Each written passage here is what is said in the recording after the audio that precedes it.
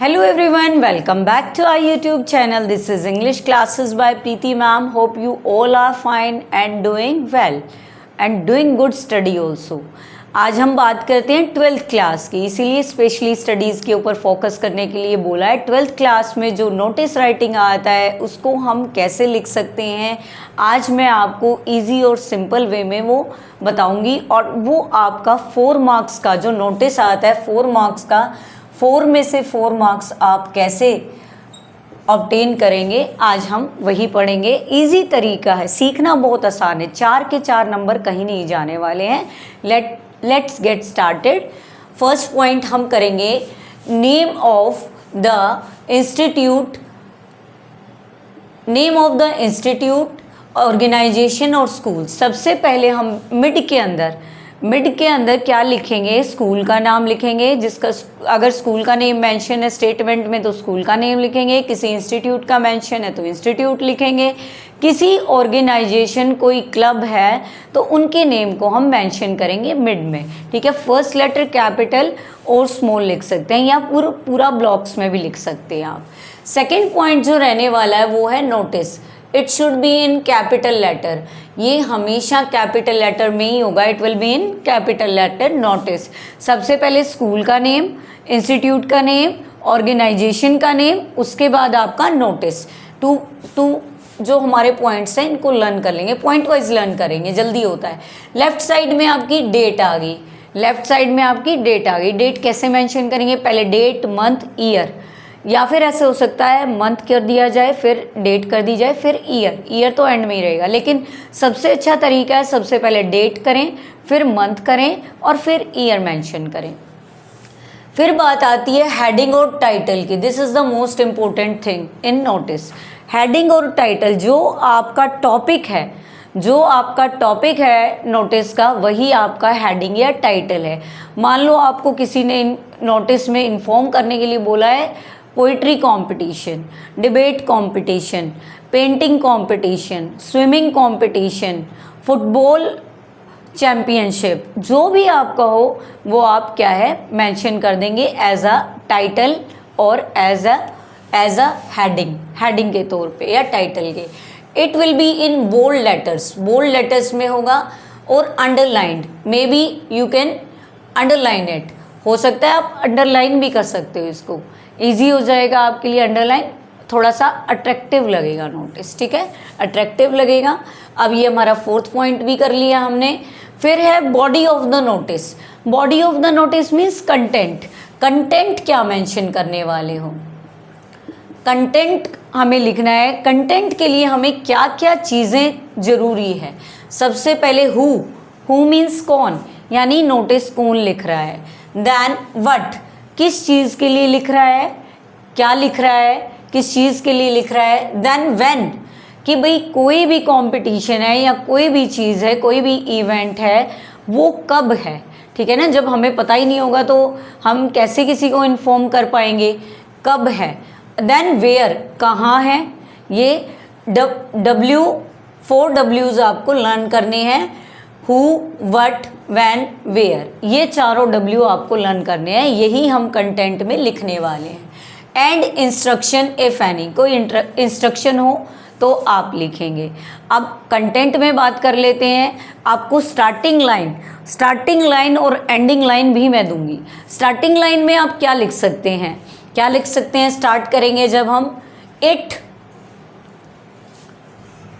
Is informed you, it is hereby informed you, ठीक है। और आप और भी चीज़ें लिख सकते हैं, जैसे आप लिख सकते हैं और school is going to organize, ये भी लिख सकते हैं हम, ठीक है।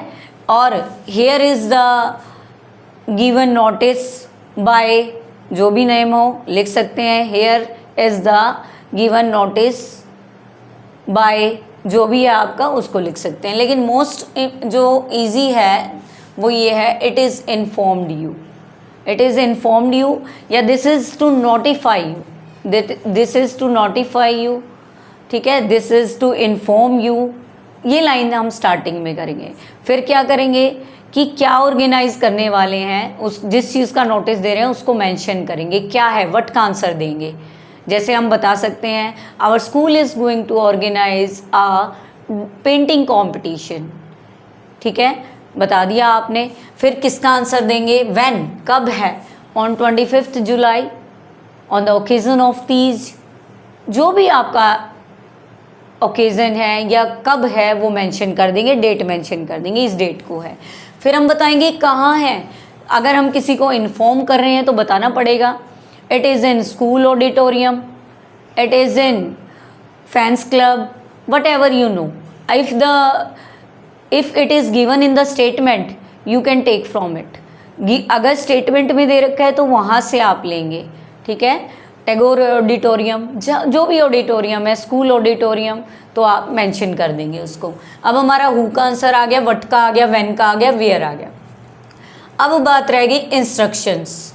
इंस्ट्रक्शन क्या देंगे आप कि भाई if you want to take part और interested candidate can give their name to their respective teacher और their respective class incharge, head boy, house incharge, whatever you want, ठीक है ना। किसी को भी नेम सबमिट, लाइब्रेरियन, किसी को भी नेम सबमिट करना है उसके लिए आप इंफॉर्मेशन दे देंगे, इंस्ट्रक्शन दे देंगे। If anybody is interested in this और इंटरेस्टेड स्टूडेंट कैन अप्लाई और interested student can give their name, ठीक है, टू दिस एंड दिस, उसको दे दिया।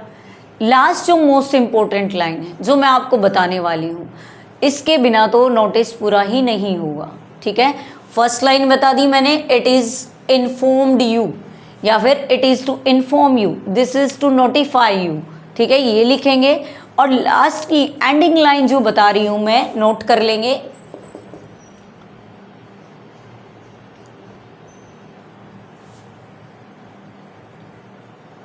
If any query for more information, हम लिख सकते हैं फॉर मोर या फॉर फर्दर इंफॉर्मेशन, कि आगे की इंफॉर्मेशन के लिए you can contact the undersigned. This is the most favourite line of notice. Last में हम ये लिखेंगे, स्टार्टिंग इससे करनी है, it is informed you that our school is going to organise this and this, और इसके बाद एंडिंग करनी है for more information, for further information, for any query you can contact the undersigned, ठीक है। ये सभी ये मेन लाइन्स हैं आपकी। एंडिंग लाइन ये, स्टार्टिंग लाइन ये है, एंडिंग लाइन ये है।